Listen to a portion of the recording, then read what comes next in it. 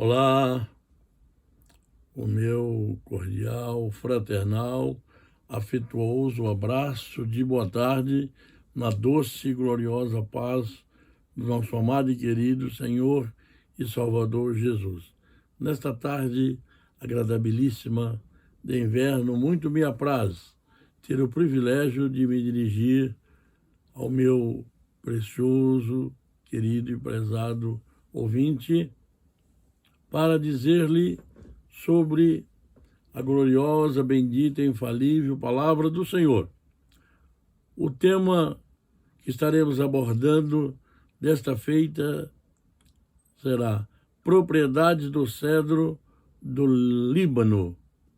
Glória a Deus. O texto está inserido no livro do profeta Isaías, capítulo 14, versos de 1 a 8, onde estaremos lendo: porque o Senhor se compadecerá de Jacó e ainda escolherá Israel e os porá na sua primeira terra, ajuntar-se-á com eles os estrangeiros e se achegarão à capital de Jacó, e os povos receberão e os levarão aos seus lugares, e a casa de Israel os possuirá por servos e por servas na terra do Senhor, e cativarão aqueles que cativaram e dominarão sobre os seus opressores. E acontecerá que no dia que o Senhor vier a dar-te descanso do teu sofrimento e do teu pavor e da dura servidão com que te fizeram servir, então proferirá este provérbio contra o rei de Babilônia e dirás: como já cessou o opressor, como já cessou a cidade dourada, já quebrantou o Senhor o bastão dos ímpios e o cetro dos dominadores. Aqueles que feria aos povos com furor, com golpes incessantes, e que com ira dominava sobre as nações, agora é perseguido, sem que alguém a possa impedir. Já descansa, já está sossegada toda a terra, rompem cantando. Até as faias se alegram sobre ti, e os cedros do Líbano, dizendo: desde que tu caíste, ninguém sobe contra nós para nos cortar. No livro do profeta Daniel, nós vemos ainda no capítulo 25, ou melhor, capítulo 5, versículos 25 e 26. Este, pois, é o escrito que escreveu Mene, Mene, Tekel, Ufarsim. Esta é a interpretação daquilo. Mene, contou Deus, o teu reino e o acabou. É ano de cantar e triunfar sobre os adversários ou sobre as adversidades. A queda da Babilônia foi marcada com a festa sentencial que o rei Belsazar promoveu para expor o povo judeu, os utensílios sagrados de Deus e a sua grandeza como rei da Babilônia em todo o seu esplendor, em toda a sua pujança e arrogância. Deus não tolerante ao que o rei Belsazar estava fazendo, ainda que entornado pelo vinho, preparou para que a sua mão aparecesse naquela sala de 50 por 17 metros, ao qual se chegava por 3 dos pátios amplos, cuja entrada era a porta de estar, deusa da lua e das estrelas, lugar de banquetes oferecido a pessoas nobres e influentes da corte babilônica em dias festivos. Esta festa aconteceu no mês de outubro, no horário estipulado pelo rei, ao pôr do sol, sem hora para se findar. Bebiam, dançavam, zombavam, gargalhavam e desafiavam a própria existência de Deus. Na alta madrugada, quando todos estavam tomados pela alegria do vinho, apareceu uma mão direita solta, não ligada a nada, mas com vida, com movimentos firmes. Na Babilônia tinha-se o costume de cortar, esbachar nas batalhas, cortando a mão direita dos homens ou mulheres que morriam. Então, para contar os mortos nas batalhas, eles cortavam as mãos direitas dos mortos, homens e mulheres, escrevendo na estucada da parede, lugar onde se colocava o candeeiro central, o maior candeeiro da sala, na sala do banquete: Mene, é um número, ou seja, o número que Deus marcou aos anos do seu reinado. Este é o último ano, disse Daniel. Tekel, isto é peso, significa que Deus pesou na sua justa balança a duração do seu reino, e ele acaba hoje, disse Daniel. Pérez quer dizer fragmento e divisão, significa que seu reino será dividido entre medos e persas. Profecia 1, a data da queda. 2, a duração da queda e quantas partes será dividido após o tombo do seu inimigo. Foi traçada e decretada tudo hoje. Nós vemos Ciro e Belsazzar no ponto alto do vinho, após ter bebido, ter pego as taças consagradas a Deus, ter trago as aljavas que o rei Davi fez para adornar o templo, ter zombado do povo judeu e tê-los exposto ao opróbrio entre os nobres. Belsazzar, embriagado, discursa sobre o cedro do Líbano, se exaltando de uma maneira tal. Nós vemos o discurso dos reis, foi tão inflamante, foi tão pujante. Os reis se exaltam por ter conseguido derrotar nações, mas eu conquistei territórios, disse ele, e ampliei minhas conquistas até as florestas de cedros, extraí madeira delas sem esforço algum. O rei Nabucodonosor chamava a floresta de cedro de floresta de Marduk, uma vez que os cedros tinham propriedades e poderes semelhantes ao poder dos deuses. E eu disse o rei, conquistei a maior floresta de todas, Israel e Judá. O épico de Gilgames diz que o rei que conquista uma floresta de cedros não conquista somente árvores, mas conquista o poder da longevidade e a majestade e a cura de todos os males para si e para seu povo, por centenas de anos, uma vez que o cedro é uma árvore centenária. Nós vemos, em segundo lugar, o discurso de Belsazzar na íntegra. E cedro, em sua essência, não tolera a sombra. O cedro do Líbano é pouco tolerante à sombra, necessita de sol, prefere as posições onde existe sol total. Somente as árvores jovens podem crescer em sombra parcial, mas vão eventualmente necessitar de sol total para realizar o seu potencial. Nascem próximos aguaceiros, nasce durante onde existe pequenos aguaceiros. No verão, tolera a seca como nenhuma outra árvore, sendo também bastante tolerante à seca. Tem facilidade o seu crescimento, disseminação em terras ácidas e em solos finos sob pedra calcária.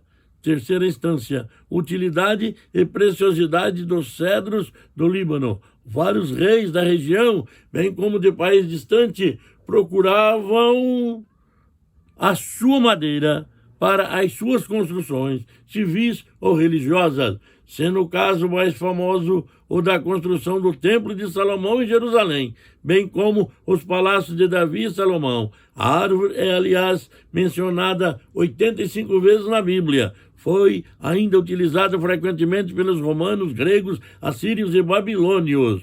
Quarta instância, o cedro, símbolo da longevidade. Quando jovem, tem copa em forma de cone. Quando adulta, sua copa é rasa com andares distintos. Os ramos são dimórficos, pequenos e grandes. As folhas com forma de agulhas espaçadas nos ramos maiores, nos ramos menores, suas folhas medem de 15 a 45 centímetros. O comprimento das folhas é de 5 a 30 milímetros de comprimento. São quadrangulares em seção transversal. Cor das folhas variam do verde para o glauco, azul, esverdeado, com bandas aromáticas nas 4 faces. As pinhas são produzidos geralmente de 2 em 2 anos, amadurecendo 12 meses após a polinização. As pinhas maduras, no mês de outubro, medem cerca de 8 a 11 centímetros de comprimento, 4 a 6 centímetros de diâmetro. Os cedros são resinosos, as sementes abrem para dispersar as sementes aladas ao longo do inverno. Diâmetro e comprimento das sementes. As sementes medem cerca de 15 milímetros de comprimento e 6 milímetros de diâmetro, com a asa triangular de 20 a 25 centímetros de comprimento. A primeira aparição das pinhas ocorre em geral quando a planta tem cerca de 20 a 40 anos. Veja a longevidade. As 4 propriedades do cedro do Líbano, em quinta instância. Usadas em embarcações, construções, templos, instrumentos musicais, pela sua resistência. Cedrus libani, cedro do Líbano propriamente dito. Líbano, Síria, Ocidental e Turquia, centro-meridional, a sua madeira homogênea é aromática, foi bastante utilizado na antiguidade, pois fenícios, para construir as suas embarcações militares e comerciais, bem como para a construção de templos e habitação, usadas nas mumificações pelo seu odor agradável. Cedros Líbani, Estenocoma, cedro da Turquia. Sudoeste da Turquia, os egípcios utilizavam a sua resina na prática na mumificação. Encontram-se, de facto, vestígios de sua serradura nos túmulos dos faraós. Papiros antigos comprovam a grande comercialização entre o Líbano e o Egito desta madeira de distinção, usada na cicatrização da circuncisão e na cura de lepras, pelo seu poder cicatrizador e combate a fungos. Cedros Libani brevifolia, cedro do Chipre. Chipre era ainda costume queimar-se este tipo de cedro em diversas cerimônias solenes. Moisés aconselhava os sacerdotes judaicos a utilizarem a sua casca durante a circuncisão no tratamento da lepra. Queimava no Monte das Oliveiras para anunciar o início de um novo ano. Cedros Libani Atlântica, cedro do Atlas.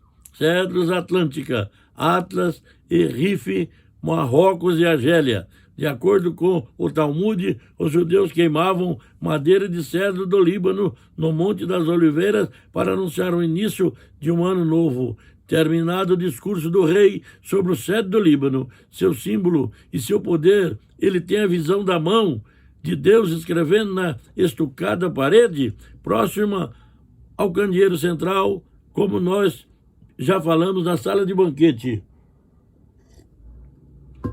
Antes de Deus demonstrar ou mostrar ao inimigo a queda dele, ele mostra primeiro a você a sua vitória. Glória a Deus. Deus não deixa ninguém enganado. Ele mostra ao inimigo que vai ser derrotado. Mas antes, mostra ao seu servo que vai ser vitorioso. Deus tem uma vitória para você nesta tarde, meu amigo, com detalhes de quando será, quanto tempo durará, como ser o tombo e quantas partes ele vai quebrar seus adversários depois que eles caírem, só para você já ir dando glórias, aleluia, antes mesmo de seu inimigo saber que ele será detonado, será derrotado, será derrubado. Depois disso, sim, Deus vai e avisa aos seus adversários que eles não têm nenhuma chance contra você e contra mim, aleluia. Como ele fez com Belsazar. Primeiro chamou a Ciro e deu detalhes da queda do inimigo. Depois escreveu na parede da casa de Belsazar o que já tinha prometido para Ciro que faria com a Babilônia. Glória a Deus. Nós sabemos o que Deus vai fazer com esse mundo nojento. Nós sabemos que Deus vai fazer com esse mundo de consequências atrozes. Nós sabemos que esse mundo tumultuado, degenerado, mundo caído, sabemos o que Deus vai fazer, porque a Bíblia nos informa com muita clareza, com muita propriedade, aleluia. Deus escolhe a Ciro, põe no trono da Babilônia. Glória a Deus. Ciro foi um príncipe persa com essência da casa real, ou com ascendência da casa real, dos medos, até então o povo dominante do planalto iraniano. a versão da história do nascimento de Ciro. Segundo Heródoto, o grande escritor hebreu, consta que o rei Medo Astiages, seu avô, teve um sonho em que uma videira crescia das costas de sua filha Mandabe, mãe de Ciro, lançando gavinhas que envolviam toda a Ásia. Sacerdotes lhe advertiram que a videira era seu neto, Ciro, cujo nome persa era Curush, e que ele tomaria o lugar do velho no reino da Média, no mundo então. O rei Medo-Pérsia mandou seu mordomo que o matasse nas montanhas. O mordomo, chamado Harpago, se comoveu com a beleza da criança e o entregou aos cuidados de um pastor. Ao descobrir a traição, Astiages esquartejou o filho de Harpago e o serviu em um jantar para o mordomo, que apenas soube que estava comendo quando levaram a última travessa à mesa a cabeça do seu filho. Que coisa terrível. Ciro finalmente se tornaria o rei dos persas. Até então, um povo tributário dos medos. Então, uma rebelião liderada por Harpago derrotou Astiages, que foi levado a Ciro para julgamento. O rei persa poupou a vida de seu avô, mas marchou para a capital da Média, Ecbatana, e tomou controle do vasto território medo. Em 539 a.C., Ciro conquistou a Babilônia em uma noite de 5 para 6 de outubro. 539 a.C. Ciro acampou em volta da Babilônia com seu exército. Enquanto os babilônicos festejavam encheiosamente, Ciro desviava as águas do rio Eufrates para um lago artificial. Eles puderam atravessar o rio com água na cintura e entraram sem lutar, visto que os portões já estavam abertos. A Palestina, com posição estratégica nas rotas comerciais do Egito, ficou guarnecida por um povo agradecido ao imperador persa e pronto para defendê-lo. A queda de Babilônia ainda lhe rendeu a lealdade dos fenícios, cuja habilidade naval era admirada pelo mundo conhecido e que consistiria na base da marinha persa. Anos depois, responsável pelas conquistas na Trácia e as guerras contra os gregos. Janeiro de 537 a.C., Ciro baixa seu decreto a favor dos judeus, aleluia, que estavam cativos na Babilônia. Os registros bíblicos informam que Ciro teria recebido uma mensagem divina que ordenava enviar de volta à Palestina todos os judeus cativos naquela cidade. De qualquer forma, foi o autor da famosa declaração que em 537 a.C. autorizava os judeus a regressar à Judéia. Ponto final. No período do cativeiro babilônico. Vejamos que maravilha, vejamos que coisa linda, vejamos que coisa que retrata o poderio de Deus sobre as nações, aleluia. O povo de Israel estava cativo há muitos anos lá na Babilônia, mas Deus, com seu poder maravilhoso, miraculoso, levanta o homem que na época não era nem cristão, não era nem crente, nem fazia parte da linhagem de Deus, mas Deus o levanta, chama de meu ungido, chama de meu servo. Deus é Deus por isso. Ele faz o que quer, com quem ele quer, na hora que ele quer. Quando ele quer que termine o cativeiro, ele diz basta. Quando ele quer que termine as grandes agruras de luta, ele diz basta. E basta mesmo, acaba-se, oh, aleluia! O povo saiu da Babilônia cantando o hino triunfal, como nós lemos lá em Isaías, no capítulo 14, versículos de 1 a 8, cântico de ânimo, cântico de triunfo, cântico de vitória. Chegaram em Jerusalém, subiram ao Monte das Oliveiras, queimaram cedros do Líbano, marcando a chegada e saída do cativeiro, e a chegada de um ano novo de paz, de liberdade para todo o povo povo de Deus, meu amigo, meu ouvinte, Deus tem marcado esta tarde. Eu não sei se você vai ouvir à noite, ou de dia, ou amanhã, o dia que você ouvir estas palavras. Eu te digo em nome de Jesus, Deus marcou o fim do teu cativeiro, como Deus fez o final do cativeiro do povo hebreu acabarem. Deus vai acabar o cativeiro do seu povo na terra. Deus vai colocar um basta na degeneração deste mundo degenerado. Deus vai levantar homens para pregar e ministrar a sua palavra. Deus tem levantado profetas. Deus tem levantado pregadores, pregoeiros da justiça, como Noé. Oh, aleluia! Deus tem levantado como Elias, como Eliseu. Deus tem levantado como Paulo, como João. Oh, glória a Deus! Deus tem levantado homens dispostos a ganhar almas para o seu reino. A maior vitória da igreja é quando está ganhando almas para Jesus. A maior vitória de um cristão é quando está ganhando outros para Jesus. Jesus quer que os homens se cheguem ao conhecimento da verdade. A Bíblia diz que ele não quer que nenhum homem se perca, mas que todos venham ao conhecimento da verdade. Deus tem salvado milhares de homens e mulheres. Deus tem salvo pessoas que estavam caídas nas drogas. Deus tem salvo pessoas que estavam caídas na degeneração da prostituição e do pecado, da ladruagem, assassínios, sem ter condições de estarem no meio da sociedade fascínoras. Deus tem transformado vidas e continua transformando. Oh, aleluia! Meu amigo, minha amiga, que você está ouvindo esta palavra. Você está ao alcance da nossa voz no nosso canal do YouTube. Oh, glória a Deus! Jesus tem uma bênção para a tua vida. Jesus tem salvação para você. Jesus tem liberdade para você. Como ele libertou o seu povo do cativeiro babilônico, Deus quer libertar você desta angústia, desta luta, desta tristeza, desta depressão, desta ansiedade. Deus quer te libertar.